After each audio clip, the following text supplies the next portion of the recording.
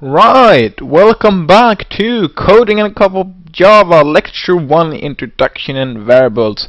So the last 45 minutes we went through the softwares to use, some practical information, and also how coding works and how to print some things out on the screen and get some information back from the user's keyboard. Now we're going to talk about variables, like I said before the break.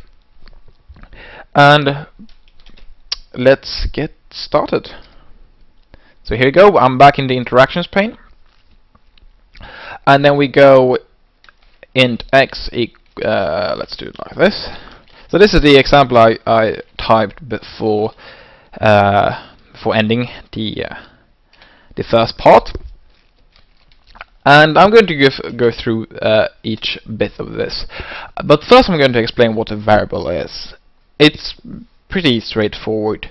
A variable is a place where we can store some data. So we can store some data and we can read that data later on. So there are three things we need to know how to do: create a variable, how to assign it a value, and how to read the value from the variable. And those are basically the three different lines I'm doing here. So first of all, we need to declare a variable. That's creating it before using it. And we can't access the variable before it has been created. So in this example, I'm creating an integer variable called x. So you need two things when you create a variable. You need the type, and you need the name. And the type can be a few different things. So int here, it's meaning that we want to store an integer value. There are a few other types of integers. We have byte, we have short, and we also do have long. And these are basically, well, basically if you have an integer and want to store a very, very big number, that number might be too big for the integer's capacity. And if so, you'll have to use long instead. And maybe you don't need as much capacity, and therefore you can use short or even byte. But if you don't know what to use, just go with int. Then we'll have a char, so we can go char my character. That's going to create a character like so. And characters, it's just a single character. They are marked by single quotes, so we go like a there. Then it's going to print that out. So remember, when we did strings, we want to have double quotes to mark that it's a string. So for instance ABC there. But when we do characters, we want to mark them with single quotes. And as you can see, it's marking those with different colors just to show. Yeah, an integer has room for 32 bits and a long has 64. A byte has 8 bits and a short has 16. If you don't know what that means, it doesn't really matter. It's just how big they are, how much you can store in the different variables, how big a normal int is and how big a long is. But if we do like this, we're telling it that it's a character, but if we give it more things, it's going to complain, but because it encountered, as it says, a b there, and because we started to make a character, telling it, well, this is a character, we put a, and that's fine, and then we had a b. So annoying b's, you know, from forestry or whatever. So we can't do that, so therefore we get an error. We can just have a single character. So that's that one. But we were talking about integers where we can store like 5 minus 3000 to 9000, whatever. But we might want to store like 2.5, 3.92, whatever, 3.14, you know. If so, we need to use something called a float. And that's basically a way of storing numbers with decimals as well. And you can also store them in what's called a double, which is the same thing, but you can have even bigger numbers in them, or you can have more precision. So if you want a very, very tiny number, it might not be enough with float. It might not have enough space for saving that number, and if so, you can go with a double instead. So that's those types. And then we have the final primitive type, the very basic ones, which is called a boolean. Some random name. And what that does is it allows us to store either true, not like that, true, or false. So those are the only two values it can store. It can't store like maybe. That would be ridiculous. It's true or false. And we're going to talk a lot about the Boolean type next lecture when it comes to if statements and conditions and stuff. But for now, we're not going to cover exactly what you can do with a Boolean one. So that's for next lecture. So those are basically the only ones we have, but those are the primitive ones. We have an infinite amount of other more advanced types, and these types you can create your own version of. You can create your own type, but that's going to be what we discuss in the next course. That's what the next course is all about: creating your own types, using your own types, how to utilize that. But this is still the first course, so we're not going to cover that. But I'm going to mention two types that we haven't created them ourselves, but they are these more complex types that we have used already. And the first one is the string. So we can have a string variable called string my name, for instance. And we can also go with the scanner. We'll use the scanner. So basically the first part of what we're typing when we're creating a scanner is first this scanner there, because that's the scanner type.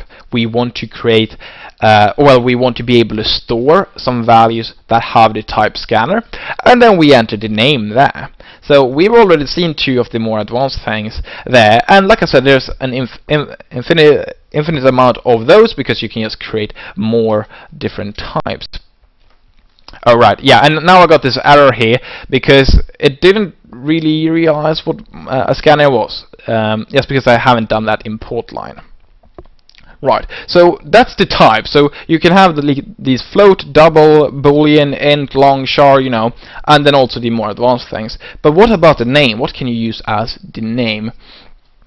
Well, there are a few restrictions, but some names you can have is, for instance, my weird variable name. That's totally fine.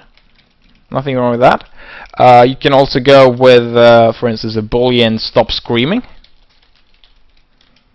like that. And you can go with like numbers, so all uppercase, that's fine. You can go numbers underscore, you can have underscores, that's no problem at all. And you can also have numbers. So there are a few limitations to what you can have, but those works. And as you can see, I'm using what's called camel casing here, and you don't have to do that. I'm just using stop screaming here instead, and that's not camel casing. Camel casing basically means that the first letter in each word is have an uppercase letter in the beginning, like W, V, N here, but not the first one. So you start with a small one, a lowercase one. So that's camel casing, and it's quite common to use in Java. But like I said, it's not a must. Here I'm going with full caps. It might be a bit annoying, but it's possible to go full caps like that. Some names that is not valid is, for instance, hello plus world. So it won't really understand what we're talking about. It's going to give an error like so. So we get hello, hey, and word there, and we're trying to like add those together. So it doesn't really make any sense out of that. So some characters you can't use, you can't use like addition here, well, plus, minus, and a lot of weird characters. You can use like characters from specific languages. I don't know exactly what you can use. I know you can use Swedish characters in a variable name, but I don't know exactly which ones you can use. You can use quite a lot. Some other things you can't do is, for instance, doing like this. So you can't start a name with numbers. You can have numbers in them, but you can't really start with them. So it's not going to understand what you're talking about there. And the last thing you can't do is using some reserved words that we have in Java. So, for instance, char is reserved for the primitive type char, which can hold a character, and therefore we can't name our variable char. It's not going to work. It's the same thing, we can't name a variable int like that, int. It's not going to work. Another thing that we can't do actually is create a variable with the same name of something we already have. So if we create a variable x, we can't create another variable called x in the same location. But like I said earlier, this interactions pane, it's not as restricted as when you type normal programs, because it's more like on the fly, you want to test things. So if you do try to create a variable with the same name, it's just going to override the old one, because it's assuming that, well, you're probably just testing something new. So when we work here in the interactions pane and just test things, it's totally fine to create variables with the same name, but the old variables will be removed. So now we go to the assignment of value. So we have this code x equals 5, and it's totally fine for me to write that because I've declared the variable up here. If I wouldn't have declared it up there, it would have given me an error, like I said. I don't know what x is. Well, like, what is this? We basically give it the value like so, and we can do it a bit more advanced like this. It's not really a difference, but so what we do is on the left hand side we type the variable name, so that's the name of our variable, and then we do an equal sign like that, so we have x equals 2, and then we have the expression on the right hand side, so basically something that evaluates to a value. So in the first example it's quite straightforward. We just get the value 5 and store it in x. The next time we first have to calculate what this is. It's pretty easy, it's just 3 plus 2, and then we store it in the x there. So we get the value 5 anyways, and then we can do like 10 minus 6 or whatever, and all of a sudden we should have a 4 stored in our variable x. How do we get this value? Well, you might remember the line in the first example. We just refer to it by its name. So instead of doing double quotes for a string like that, that's going to print out x. If we remove the double quotes, we're going to assume that it's a name of something, and it finds that, oh right, we have a variable of this name, so I'm going to get that one's value and like use that. So therefore we're going to print out 4. Yes, because we stored x equals 10 minus 6. It's not going to bother about the 5. We had 5 before, and store that into x, but we're just going to overwrite that. So when you give it a new value, you just overwrite the old value. And we can do like things, more advanced things here, of course. We can do like that, and it's going to print out 14. The value of x is still going to be 4, like that. But we're basically taking the value there and adding it to 10 and then printing it out. We're not putting it back into the variable. So that's variables for you. We have to create them, where we use the type and the name. Then we can assign them values, and then we can read their values. So now we will talk a bit about arithmetical operators. We've covered a few of those already. Well, we have seen a bit of them, like addition and subtraction, but there are a few more, and some get a bit like weird and annoying, so I will go through them all.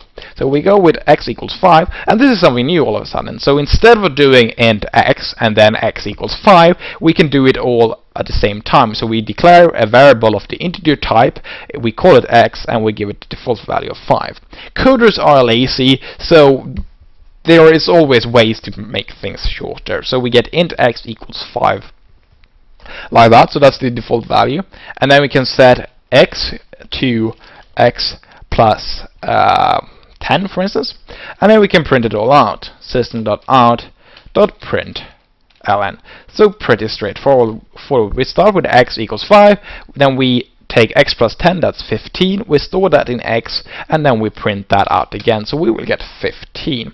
Up arrow to get the same thing again, so I can edit that, then I can get x minus 3, for instance, so that is a subtraction. We've seen that before. That's going to give us 2. That's pretty straightforward. We can go with multiplication like this. X times 2, we're going to get 10. We can go with division, divided by 2. We will get a very weird result. We will get 2. So 5 divided by 2 equals 2. So this is something you will be well, we'll have to be very careful with. It's very easy to do mistakes, and I tend to do them still from time to time. So what we do here is basically we have an integer here called x, and then we divide that integer with another integer, that 2.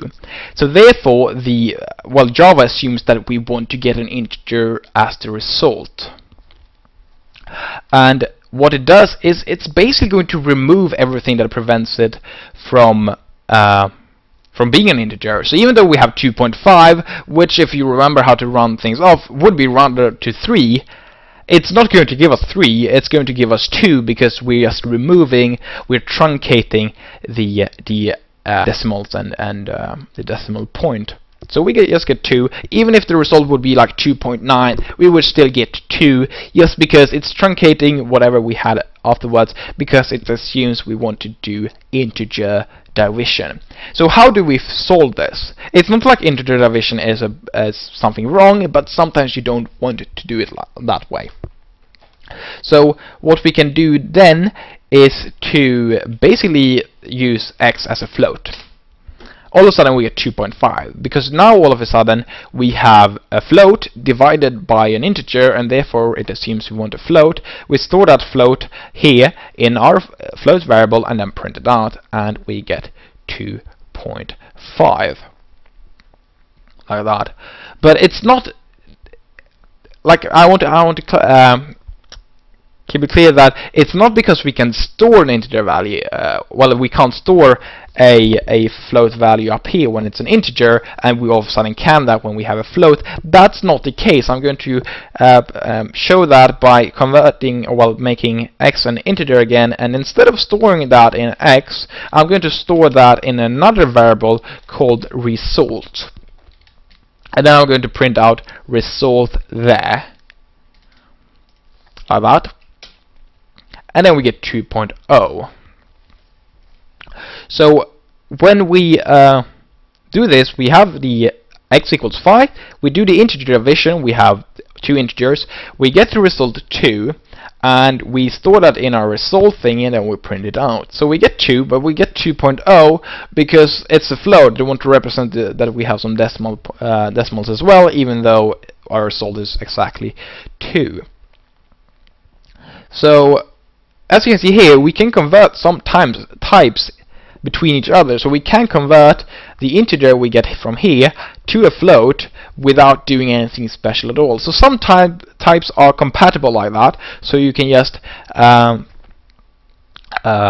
store them right away. Some are not. You can't store a float in an integer, for instance, because the float will contain more information than the integer will be able to store.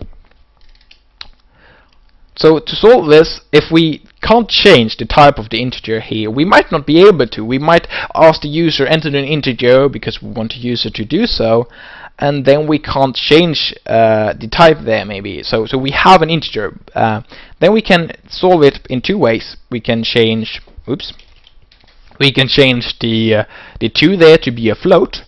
So then all of a sudden we have an integer divided by a float. So the f there represent that, well, this is a float. We can also represent it as being a double by using a d there. And it doesn't matter in this case if we have an uppercase or lowercase. So Java is nice to us there. And then if we print it out there, we're going to get 2.5 because we have an integer divided by a float, and that's fine. We can also do it in one last thing. We can, if we don't change this one, we might not be able to change that 2 to 2f. We can then convert the x to float. We can just cast it, as it's called, to a float. So we type float here, and then we put the value there, and then we do the division. So when this expression here is being executed, it's first getting that value, converts it to float, and it has a float here and a 2 there, so it's 5.0 divided by 2, and it gets the same result. So some types are compatible in a way where you can cast them between each other. So you can cast a float to an integer. Actually, it's going to remove the part there. So we can try like system.out.println, and then we do int and then 2.5, for instance. That's a double actually. Or if we want it to be a float, we can do it like that. So that's going to give us 2. It's just going to truncate the 0.5 5 like that. But that's sort of it. It's a very easy way of doing mistakes, the integer division part. So make sure that you're doing it properly. If you have two integers, you might not get the result you intended to get. Convert one of those to a float or a double, and you will get the correct result. But we have one more arithmetical operator that I will go through, and that's the modulo. So here we go. Int x equals 5. We go with 5 like all the time, and x equals x percentage 2. So this has nothing to do with percentages at all, but you use that character, that symbol anyway. So what this is going to print out, it's going to print out 1. And what it is basically that we do 5, we divide it by 2, and instead of doing a proper division, we sort of do the integer division, and if so, we basically get the same result as 4 divided by 2. So basically the arrow there between the 4 and the 5 is 1, so that's our result. But to state it more clearly, it's the remainder of in the division. So remember, like math, like in lower levels math in school, then before you started working with decimal points, you probably did division in the manner that you check how many times this 2 can fit into 5. That's 2 times, and then we have 1 left to share or just ignore.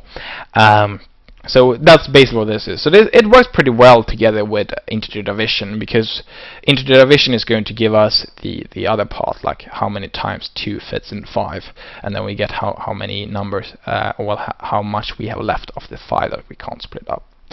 It's quite handy to have in some instances. It might not feel like that at the moment, but it's there at least, and you can use it. And all of these things you can use together, all of these arithmetical operators. I will give you a short example of that. Then we go x equals, let's see if I can use the same example there. Yeah, 2 times x minus 3, there we go. And then we go system.out.println like so. So I print out x there. Oopsie doops, there we go. So what I do here is I declare the variable like always, and then I calculate a new value for x and store that in x, and then I print it out. So what do we have here? We have some addition, we have some subtraction, and we have some multiplication. The normal order of these operators are the same that we use in math. So we will multiply 2 by x first, so that's going to give us 10. Then we're going to use 5 plus 10, that's 15, minus 3, the result will be 12, and alright, I could actually calculate that myself. Awesome. But if we want to change the order of these operators, we can do it very easily by using parentheses groups here and there, for instance. You don't have to change it just like that, but I'm going to do that. So now we, instead of getting 12 from this up here, we do x plus 2, that's 7. We go x minus 3, that's 2, so we get 7 times 2, and that's 14. So with the parentheses groups, you can change the order of the operations there. But like I said, coders are lazy, you know, right? Am I right? Yeah, I'm right, at least in this case. So instead of doing, like, I'll show you what we've done before, like x equals x plus 10, system.out.println x, like that. It's going to give us 15. We've seen that example before. But what we're doing here is basically we're increasing the value of x by 10, so we're incrementing x by 10. So wouldn't it be nice to just say increase x by 10 instead of having x here and that equals x plus 10, you know? So what we can do is, instead of we write a new example here, instead of doing this like we did before, we can remove this x. We remove that x completely and get this thing here, and then we just swap those around. So that's just a bit of a memory rule if you want to how to remember it. So we basically have x plus equals to 10 which means that we're going to increase x by 10,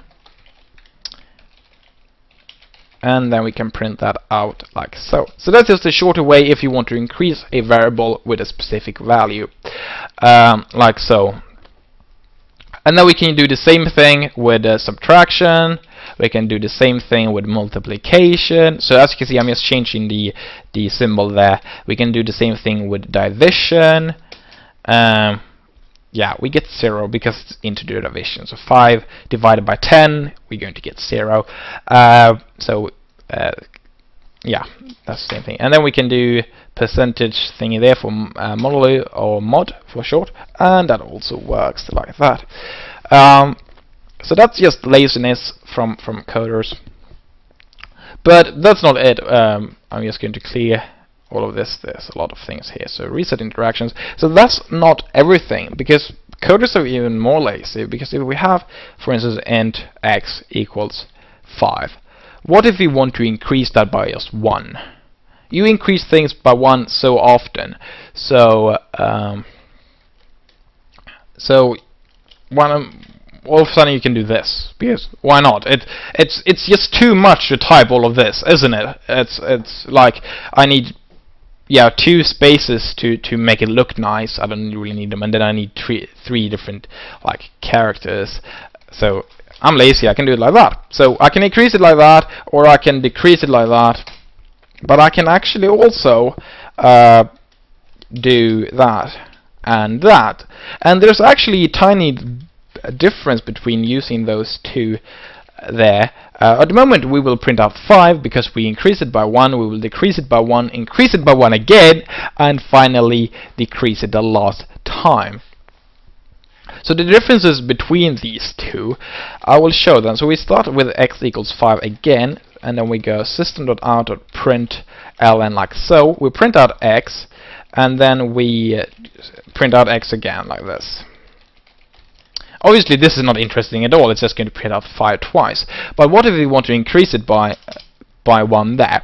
Now it's going to print out 5 and then 6. The reason is because we do the double plus symbols there after the variable, and that means that we're going to read the value first. We're going to get that value and use that for our print there, and then after that we're going to increase it, and then we're going to print it out again. If we do the opposite, if we go plus plus before the variable name, then we're going to increase the variable's value by 1 first, and then we're going to read the value, and then we're going to print it out again with the second line. So we'll get 2 6s instead.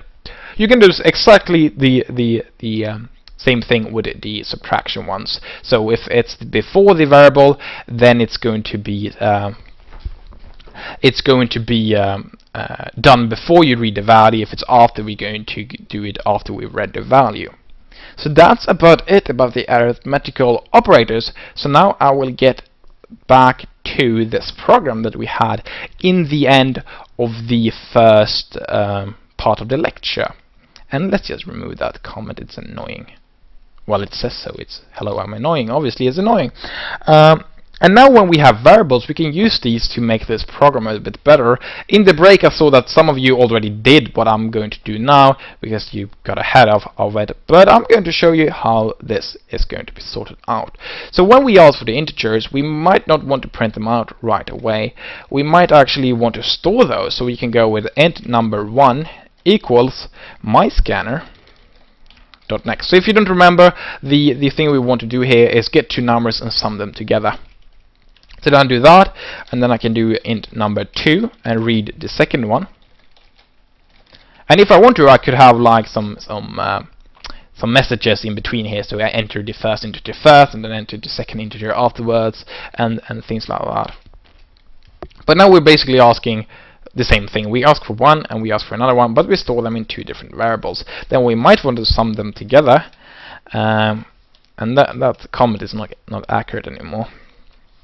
In sum, and then we just use the arithmetical operator addition to add these 2 together, and then we just store that as the default value into sum. So we use that all of that in just one line, as we do with these ones as well. Oops, there you go. And then we can print that out like this: system.out.println the sum of the, yeah, that's the comment that is wrong. The sum of the integers is, and then we can just space there, add sum to that. So what we're doing here, we're not adding with addition this text here to the sum. We're doing it with a concatenation that we spoke about in the last lecture, the last part of the lecture. But as you might see here, we're not trying to concatenate two strings together. So what we do if we try to add a string to something else is that it's going to convert that that thing that is not a string to a string and then concatenate them. Because everything can be converted to a string in one way or another. It might not be a very useful string to have, but in some way it will be able to convert it. And if we convert a number to a string, it's basically just going to be, for instance, instead of 5, we get 5 like that. So it's going to convert sum to a string and then add that together to this, and then we're going to print it all out. Get two integers and sum them together. There you go. Yeah. And then we can compile that and run it. So now we get the output here. Please enter two integers. Okay, I'll enter 5 and 500. Then it's going to say the sum of the integers is 505, and that's correct. A little trick here that you can do instead of just clicking run again, if you want to run it again. When we click run, the only thing it does is to type run and then the name of our program there. So I can just hit arrow up and I can run it again. So then I can go -20 and then I can go 50 and it's going to give us the result 30. So there we go. That's a first little program there. That is quite neat there. So a few things. The import goes there, the name goes there, and the code goes here. Nice. So that's sort of what we'll cover today. So what have you learned today? It's my question. Hopefully a lot. So we started with simple output. We did so with doing system.out.println, and then we put the text we want to print out. We tell it that it's a string, well, a type of text, by starting with double quote and ending with double quote. The ln in the print line is short for line, so that means that we're going to add a new line character at the end. In the end of each statement, we put a semicolon to mark that it's the end of the statement. We can also print things out by doing just system.out.print. That's not going to give us a new line at the end, but it will just continue along. And you can add your own new line character by doing \n.